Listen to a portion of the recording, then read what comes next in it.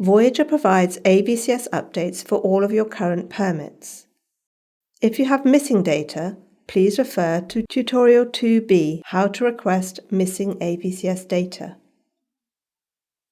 To export your AVCS updates, simply click on the home screen, create ENC update for my ECDIS.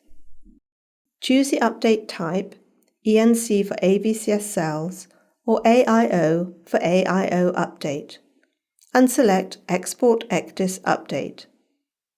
Browse to a folder to export and press OK. Import the update into your ECDIS. Please note that Voyager will export complete exchange sets, including base cells. Therefore, we recommend that you import the latest AVCS disk you hold on board into Voyager to reduce the amount of updates you need to receive. Please refer to Training Video 2 for further information and to learn how to get missing updates.